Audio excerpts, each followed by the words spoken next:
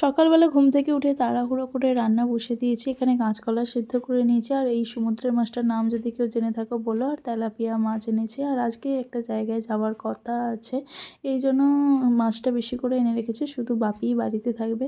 দেন দুপুরবেলা খাওয়া দাওয়া করার পর বেরিয়ে পড়েছি। মানে এখন তো তাড়াতাড়ি সন্ধে হয়ে যায়, প্রায় 5:30 নাগাদ বেরিয়েছিলাম।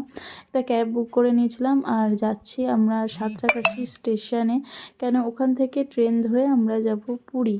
তো স্টেশনে চলে এসেছি, এই যে দেখো যাচ্ছে বাপ বেটি মিলে।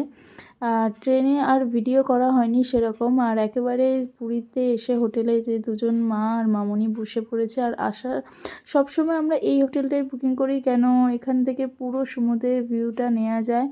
আর এই যে রুমে এন্ট্রি করে নিয়েছি, আর আমার চোখ মুখের অবস্থা দেখেই তোমরা বুঝতে পারবে কি কতটা আমি টায়ার্ড হয়ে পড়ছি। সো দেখা হচ্ছে নেক্সট ভিডিওয়।